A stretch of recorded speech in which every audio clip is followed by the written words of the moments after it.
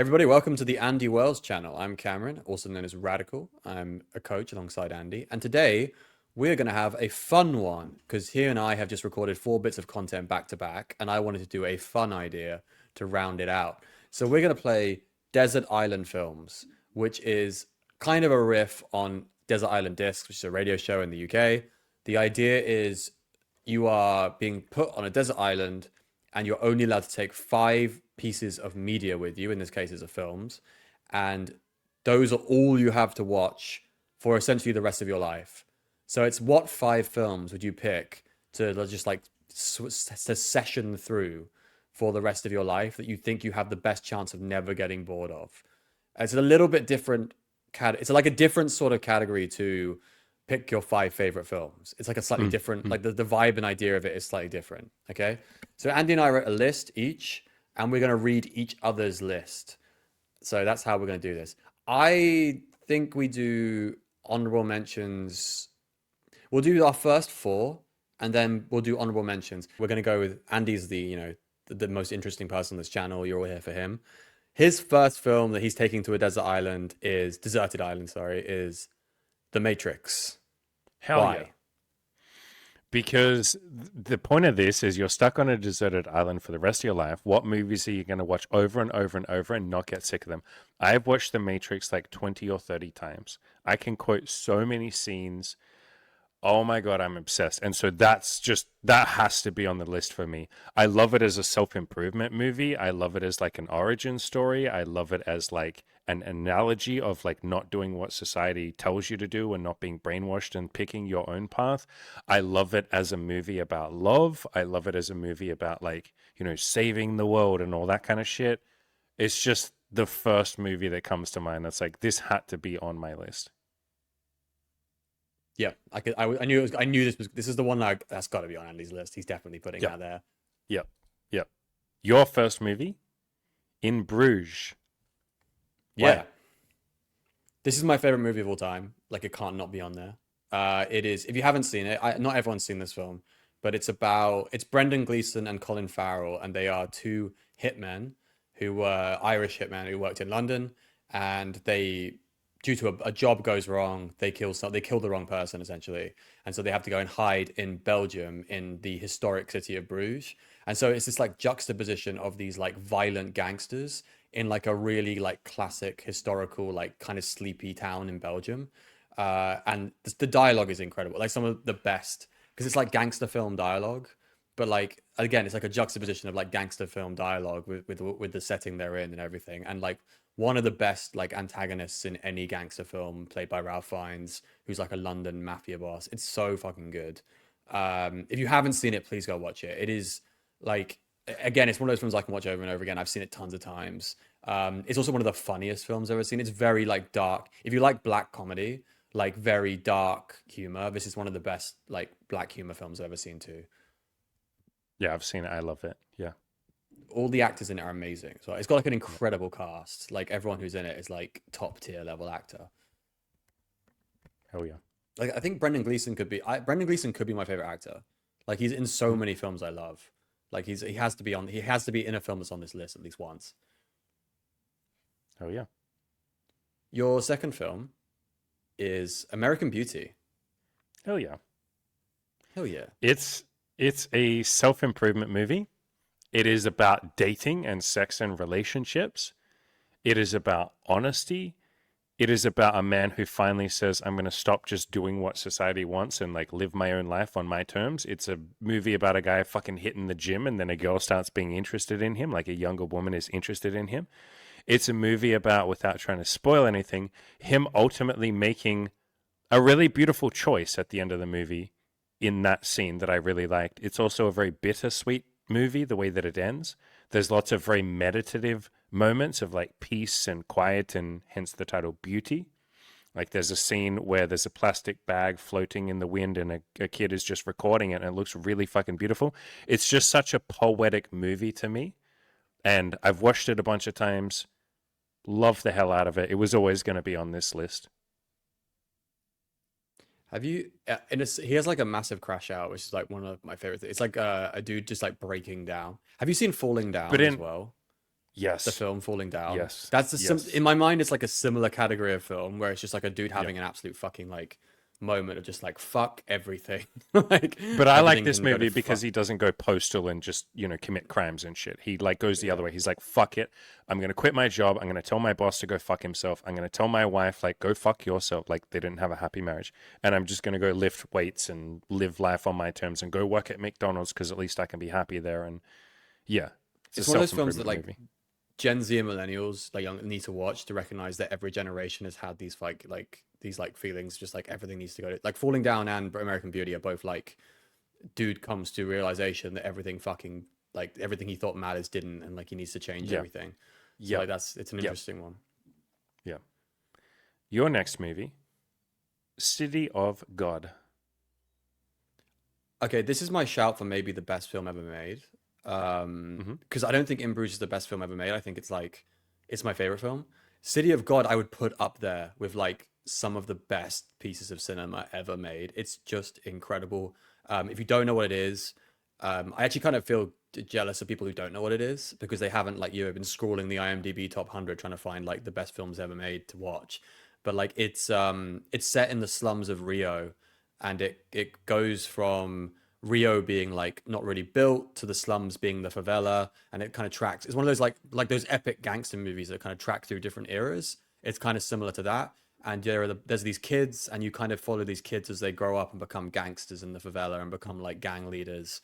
And then Rio just descends into like gangster chaos in the I think it's the 80s. It's the 80s, 70s, no 70s, 80s, 70s because disco is the 70s.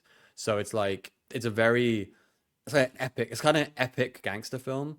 It's in Portuguese and it's set in Rio, so it might be very like almost like otherworldly for a lot of people. Like it doesn't feel if you're from not from Portugal and you're not from Brazil, it will feel probably very far away from the life and like the world that you know. And that's kind of cool to me. But like just the way it's shot, it was all using local actors from the slums and from Rio. The style is something I've never seen really replicated too many other films. It's like incredibly there's something very realistic and like gritty and like really close to it feels like you're almost just like what you're fly on the wall watching stuff happen, but it's also quite stylistically done and, as well. It's incredible the balance on the film. It's just I watch it, I'm just like in awe of the film that it got made, and like it's that good. Like it's one of those things where someone had a really good idea and then just executed it really, really well. So yeah, I recommend this to everybody to go and watch. Hell yeah. You've seen it, right? Yeah. Yeah. Years ago. Yeah. Yeah. Fuck it. It's one of those ones you end up like watching at like 2 in the morning, like because you're like and you were like searching for like what's a film I have never heard of before that I need to see, and it's like on those it's on those lists of like I've never heard of that, but apparently I need to watch it because Reddit tells me I need to watch it. Yeah. Okay, number three for you is The Dark Knight. Do you need to explain why? Yes. I love a good Christopher Nolan movie, and you and I basically said one of us has to put a Christopher Nolan movie on here. And I I thought haven't. about I don't think. Interstellar. No, I don't think you did. I thought about No. Interstellar, and I was tossing up like Inception a little bit, but I just like The Dark Knight for the themes. I like the villains. I like all of the movies, but it has to be this one. There's just so many beautiful themes in there, like the boat scene of like, the prisoner dilemma and stuff. There's so much psychology in there with like, oh, the villains and everything. Yeah, I was always going to put a Christopher Nolan movie in there. This is the one that I've watched the most times. This is the most repeatable one that I could watch again and again and again on a deserted island. Yeah, 100%. Yeah, it was on my considerations, but like it didn't end up like really making. One of us had to I pick don't know why I didn't something. go. Nolan. I have not put a Nolan film on anything. It's not even in my honorable mentions. I don't know why that is, but like I think for me they're not super rewatchable. I really like. There's a Dark That's the Knight's one the I can most the one rewatch. I've Yeah. most rewatched. Like I think I've Yep. never watched Dunkirk again. I thought Dunkirk was amazing. I never watched it again. Like I've watched What it at the about start maybe like Memento? 4 times. Memento Memento, I've to only watch watched it. twice to try and Okay. understand it more of a second time. Same with Yeah. The Prestige. Tenet. Again, was more to watch it the second time just to check it. Yep. I Yep. watched Tenet twice and then didn't want Yep. to watch it again. They're all like a little bit too complicated and too there's too much there's so much depth to a Nolan film. They're not like for me quite Yeah. easy rewatch, but Dark Knight is. I might actually prefer Batman Begins a little bit. I don't know if I do. I'm not Yeah. one of those Yeah. wankers online. Is like Batman Begins might be more my thing. But yeah, I know I like Dark Knight. Obviously, everyone that's fucking classic of like our generation. Yeah, for sure. Yeah, the Yeah. best superhero movie ever made. It is Agreed. so good. Yep. Yep. Yeah. Yep. Your next one, a nice little British film, Hot Fuzz, lad. Hot Yeah, Fuzz. man. Uh, I put this like I said with City of God, where I put it as like one of the best films ever made. I put this as one of the best comedies ever made. I think it's Yes. incredible. Yep. I think almost every line of dialogue hits. Like in Yes. for a comedy film, like you want the script to just be hilarious, and like Yes. I'm pretty certain every single line of this film is funny in some way. Like you can just And the break down every callbacks, single line bro. of script. The Yes, amount of yes, callbacks to previously in the film and callbacks to previous films by like Shaun of the Dead and stuff. and a level of foreshadowing that you don't expect to see in a comedy movie. That's just like Yes. insane, and like the wordplay. It's like wordplay foreshadowing, and it's insane. If you don't know what it is, anyone, it's like it's set in their police. So it's a policeman who has to go and work in a small town in England, and like as someone who grew up in a town like that, it just speaks to me so much because I grew up in like the exact sort of town that he was like had to go and be a policeman in. So like that, and this and the other one they did, The World's End. Like there's so much when you watch Mm. them, you're just like, oh yeah, I grew up in exactly that place. So like it speaks to me a lot as like I know the setting of it so well. Just like a back end, nothing's really happening village kind of town area. And like you've met police like him as well. So like yeah. So like it's just like he has to like figure out why loads of people are dying. There's like loads of murders happening. It's really dark comedy again, like another dark comedy thing. But like yeah, it's made by the guys who made Shaun of the Dead. If you've seen Shaun of the Dead, so it's very similar vibe. It's like so similar in vibe to the director and the actors who made Shaun of the Dead. It's like the same sort Yeah. of like stylistic cutting and the style of jokes. Yeah, you probably will get it more if you're British because like some of the jokes are like very like specific to British comedy. But I think it's pretty universal in terms of like a lot of the jokes will be It's understood universal. mostly. Yeah, And yeah, there's enough silliness in it. There's enough just like it's a film that doesn't take itself seriously. It's almost a parody, and there's lots of like slapstick, but not in like a really over the top way. It's just a funny freaking film. My question to you is why that instead of like Shaun of the Dead? yeah. Shaun of the Dead, like I prefer Hot Fuzz, and I can't really tell you why necessarily. Mm. I really like Simon Pegg's character in it, like the Yes. main character. It's so fucking he's so you root for him weirdly as well. Like he's like a proper like action hero in a comedy film. Like he is actually a really good action hero as well. And Yes. like the Yes. dynamic, I think Yes. the dynamic between them works better in this than Shaun of the Dead because Shaun of the Dead is more like they're a bunch of fuck ups in Shaun of the Dead, whereas in Hot Mm. Fuzz like he's like it's like a highly competent guy trying to deal with like stupidity around him essentially, and like not Yeah. he's like he is the straight man. Like the main character is the straight man in it, and then he's also like absurd too. So it's like he's like an absurd straight man. It's like hard to like really Yes. dive into it He's too much. so Just watch it. he takes himself so seriously that it's almost a Yeah, parody of like an over the top policeman who's just it is a fucking by parody. the book. Yeah. Yeah, it's literally a parody of the cops that are so by the book that they're just not even a human anymore. They're just like a fucking robot following the law. He is But he's RoboCop. He competent. is essentially RoboCop. Yeah, yeah, yeah, Yeah, yeah. And they make yeah, that but joke. They like in a make that joke comedy. in there as well. Yeah, Yeah, yeah, yeah, yeah. yeah. It's a great film. Your next film is Before Sunrise. Now, I don't know what this is, so you're gonna have to explain this film. Best romance movie of all time, like bar none. And I might also say one of the best movies with dialogue of all time because it was written by the two main leads, Julie Delpy and God, I forget his fucking name. It'll come to me in a second. And the director or the writer, all three of them, so the two main actors who were in this romance film and the director slash writer, basically sat down and did a whole bunch of like screenplay and writing, and they figured it all out. And then a huge chunk, the majority of the dialogue, was just improv. And so it's two people just hanging out in this beautiful city, beautiful location. And basically, the whole point of the movie is a guy sees this cute girl on a train. He talks to her a little bit. And, you know, so it's got a little bit of like hitting on girls. He talks to her for a bit. She's about to jump off. And he's like, okay, I know this is fucking random, but why don't we just hang out today and see what happens? And they essentially, the two actors, they're quite young. They just hang out and talk and see what happens. And it's like the most incredibly realistic romance movie ever because a lot of it literally is realistic, and it really does feel like you're a fly on the wall just watching two people fall in love. Like it's fucking incredible. I've watched this with so many girls, and at the end of it, they're just like crying, and they're like, "Oh my god, that was like fucking beautiful." And it's like, yeah, because it was realistic. It wasn't like the Hollywood bullshit. Like we're gonna have perfect script and tight dialogue and all of that. The dialogue is really tight, but like you're literally watching two people feel like they're falling in love, and the two actors like they made this movie like fucking 30 years ago or something. The two actors are still friends now, and like such a good movie. Nice. I wouldn't spoil anything, but neither of us, you got a romance on here, but neither of us put any rom-coms down, which is interesting. I was trying This to, one is a I rom couldn't think of com. any. Like it's Okay, pretty fun, okay, but like it's cool. mostly romance. It's like, and any guys like watch this if you want to know what to do on a date. Like literally, this is like good practice. And what you'll see is they're both just kind of clumsy. They just go with the flow. Like neither of them are perfect. They even have an argument once or twice. Like none of it is like perfect. It's just like two people hanging out. And if you spend enough time with someone and take off all the pressure, like neither of them have pressure to perform, they just hang out. It's pretty freaking realistic. Okay. Your next one. Speaking of unrealistic, Lord of the Rings, and you picked Two Towers. Why that one specifically? I fucking love Two Towers. I think the whole thing, because it builds up to Helm's Deep, and Helm's Deep is such a good fucking set piece in a film.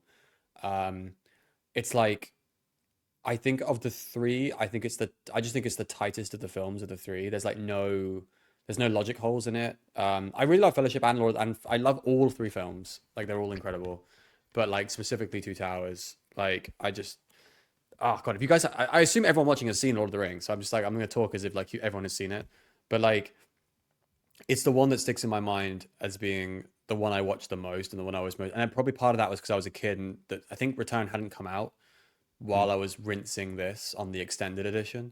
So yeah, I think this is the one that hit me the most of the three. Um, there's something about like I've always been like uh the finale of a trilogy never really hits me as hard as like the middle one. Like I think this pretty much goes the way like with every big trilogy I can think of. Like the middle one I always Mm. seem to have the most thing for. But yeah, Two Towers is like you're in the thick of the story. Like they've set Yeah. everything up from Fellowship, and then there's a lot of stuff to be. We've got to somehow get to the finale, and it's just like three. If you're on the extended edition, it's like 4 hours of just like them like trying to drudge through like all of and overcome all the obstacles, and like it kind of ends with like still there's so much more to do like as well like Yeah. as so it like yeah it's like a really I think it's just a really tight film that like Mm. leaves you wanting more but like satisfies a lot of what you wanted from the first after watching the first film. It's so Mm. fun. It's like the one of the Mm. best middle parts of a trilogy, maybe the best second part. I mean Dark Knight is really good as well, and I'm trying to think now like yeah because that film is my if you're going to call out the best trilogy of all time, I find it hard to think there's anything that beats Lord of the Rings Mm. in terms of like best trilogies. It's like and maybe Toy Yeah. Story is like the only thing that's close to the same level in terms of like just Yeah. like brilliance all the way through. That's not a trilogy though. Like even But the Toy fourth one Story is was yeah, fucking yeah, they amazing. made more. That's the problem. They made Yeah. more. Like if they had left it at three, it was perfect. They made more. Mm. Yeah. The trilogy is like meant to be. This is Lord of the Rings. It is a trilogy. There is nothing beyond this in terms of like more of the story. Like it ends at the trilogy. So that's why I like it. Anyway, Mm. that's unfortunate. That's moved us into our memorables as well, hasn't it? Our honorable mentions because that was one of my talk about honorable mentions quickly. Don't be. We're not going to be as far. We're going to be quite. I think we'll do these quickly. I think we should Yeah. just do one line. Like I just said, the other Lord of the Rings films are on my honorable mentions. I would have happily put Fellowship or Return of the King in. And we weren't allowing. We said this before. We weren't allowing more than one of a trilogy or one of a series, so we had to pick one specifically. So yeah, my first honorable mention is the other Lord of the Rings films. Mm. I've then got Casino, which is after City of God and In Bruges, my other favorite gangster film. But I just don't, I don't know, I just don't think of it on the same level. Edge of Tomorrow is my favorite like action film. I think Yeah. it's so fucking I good. considered putting this Uh, on my main list because it's such a yeah, good yeah, movie yeah. about self improvement. It is literally a movie about making mistakes, fucking up, and learning from them over Well, it's and a over video and over game. again. He's Yeah. in a video game essentially. Yeah, Yep. you watch someone Yep. physically live out a video game, but like Yep. with real consequences and stuff as well. Mm. I've got Wallace and Gromit Close Shave. I was trying to pick a Wallace and Gromit film because they mean so much to me as a kid. I was Yeah. thinking Curse of the Were Rabbit, but Curse of the Were Rabbit to me is not as special as the original run of films. Like, and the Close Shave is the best one of those. So I went with the Close Shave. Definitely Mm. worth recommending that one. And then Knight's Tale is like, a fun family film that my parents and I always put on. Like we love that film. R.I.P. Heath Ledger, what a legend. But Yep. yeah, Hell yeah. go for your honorables. My honorables, all of the other Matrix movies, like maybe not the fourth one, so the next two in that trilogy, just because without that, the story is not complete.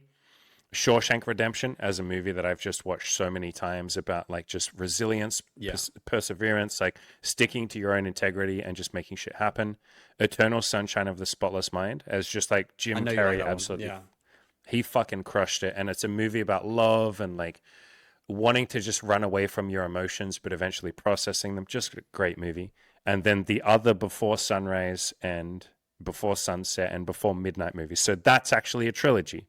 That movie that I said with the romance where they have perfect dialogue, there's a follow-up movie 9 years later where the two characters are 9 years older and the two actors were literally 9 years older. Like they recorded it 9 years later, and it's just so fucking realistic. I don't want to spoil anything, but it doesn't go the beautiful romantic way that you thought it would after the yeah. first movie. Like it's so fucking realistic. And then 9 years after that, they recorded another one where the actors are 9 years older and the characters are 9 years older, and that one's called Before Midnight. And that does not go the way that you think it is. And that is like one of the most realistic movies I've ever seen of a couple that are married and in love, and their shit just isn't perfect though. Like the movie doesn't, and again, all of those were just perfectly fucking like improved. They just improved a lot of the dialogue in those movies, and the two actors like wrote a lot with the director. So those are like my absolute favorite romance movies, and they're realistic as hell. It's not Hollywood shit. Yeah. You were thinking about adding maybe there were other Nolan movies, weren't there, that you were like maybe they could go on here. Like I was Yeah, I thinking, was yeah. thinking of Like Memento, like in if I was picking if I was picking Interstellar. at Nolan movie, it would be Interstellar because like I think Interstellar is Yeah. one of the most like there are some Yep. problems with it though. It's not perfect. I used to for some reason I don't watch Inception anymore. I don't know why. Something happened that I just don't. It's a lot Um, mentally for me to watch that movie and try and keep it in my head all at once. Yeah. yeah. My low key pick is The Prestige. I think that's really fucking Yeah. like a really good film, and people don't really talk about it as much, which I think is what it should be listed as one of his best films. Yeah. Memento hurts my head. Memento is the one that hurts my fucking head to watch. I'm just like, what the fuck Yeah. is happening? So Yeah. I yeah. need to pause that a lot. Yeah. Right. Should we jump Your into? yeah, You want your to do mine or final yours? one. Yours. Your final one your final one is Good Will Hunting. Hell yes. As a movie with just insanely good dialogue, Robin Williams, holy fuck, Ben Affleck, Matt Damon, all three of them just fucking kill it. So do the supporting cast. Like, what's her name? Is it Winona Ryder? I forget who No. else is in it. No, Mini you know who Driver. I mean. Mini Driver, It's that's Mini it. Driver. Just every fucking character in that movie, every line of dialogue is so tight. And I love the backstory behind it. Matt Damon and Ben Affleck in fucking school, literally going like, we should make a fucking movie. And so they write this script and they both win Academy Awards or Oscars or whatever. And they're the two youngest people to ever win that particular Did award for best screenplay. did Robin Robin Williams Williams won win? one. Did he Yeah, win like it? fucking it just Did he? yeah, bro, like everyone fucking did. Like Good, it's a because like that's one of fucking the great best. movie. Like that's one of the best performances in like a super popular movie I've And ever seen. so many of Yeah. the lines that Robin Williams said were completely fucking improv. Like so many of the best speeches, like when he's sitting down on the bench at the park and he just fucking like nails like um uh, uh, Matt Damon's character, and he's just like, "You're fucking arrogant, your ego, all of this shit." He just that was all improv, and it's such a good movie about like life coaching and love and just supporting someone who's going through a tough time and letting go of ego. Like Ben Affleck The or best Matt scene in Damon's that is character. the best scene in that is when Ben Affleck's like, "If you're still here, I'll kill you." That's a really good scene as well. Like the friend just like Yep, telling at him the like, construction site, "Go, don't." dude. The friend is just like, "Hey, this is what my life looks like. It's not fucking you." Yeah, Yep, that was so good. yep, yep. And the Yeah, way how much love Robin Williams' character, like the character, puts into like the basically the therapy and the coaching, that's the energy that I try and show up as a coach. Like that movie had such a huge impact on me as a coach. Like if I can just love my clients and be there for them, and when they're going through a bit of an ego trip, if I can gently push back on them and try and challenge them a little bit but do that in a loving way, like his character is what I aspire to be like as a coach. Like it's so chef's kiss perfect. yeah, 100% agree. Your last one, that I love this one, Yeah, Spirited Away. yeah, it made me cry as a kid. I fucking love that film. If you haven't seen Spirited Away, I don't know what childhood you had. It wasn't the same as me.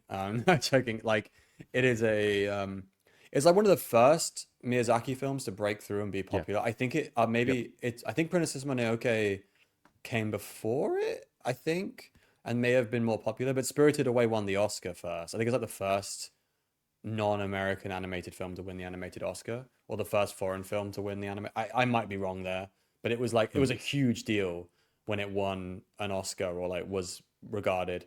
Um, I find some of Miyazaki's other stuff a little bit harder to get into, whereas Spirited Away is just like easy watching. It's like one of the easiest Miyazaki films to like watch, Yeah. because like it's kind of like an action. It's basically the story of Alice in Wonderland, but it's like the Japanese version of Alice in Wonderland. So it's like Mm. almost beat for beat the same story as Alice in Wonderland, but like with like more Japanese kind of vibes, I guess is the way you put it. Yeah. Obviously gorgeous animation and design because it's Miyazaki, and then I recommend you watch it in subtitles because watching it dub is kind of weird. No, I'm joking. Dub actors are doing good jobs as well. But yeah, Spirited Away made me cry as a kid. Beautiful animation. I can watch it over and over again. It still kind of makes me tear up a little bit. There's one specific scene, but like yeah, I think everyone knows because like the whole thing just builds emotionally to like towards the end. Like it just builds beautifully. Yeah, brilliant film. Hell yeah. Guys, girls, we would love to hear what your 5 films that you would take to a deserted island would be. Leave a comment below if you want coaching with anything. There are links to that below as well. Go out there, have fun, watch movies, crush your fucking goal, and fucking be cool. Peace. How long are you going to wait before you demand the best of yourself? These guys didn't wait. They joined my coaching program and gave themselves the life that they've been dreaming of. Taylor had a threesome, tons of sex, learned to be honest with his intimate partners, and fully embraced a more peaceful, happy, and loving mindset. Laz more than doubled his income from 25K to 45K a month, as well as having more sex than he could handle, all while fully embracing honesty and authenticity. Corky learned to love himself instead of always beating himself up. Oh, and he had a threesome, sex with 7 women, and started his own business. Want to do what they've done? Join our coaching program, and I and the other coaches will pour our heart and soul into giving you the life that you've dreamed of. No more waiting. Now is the right time. Link in the description below.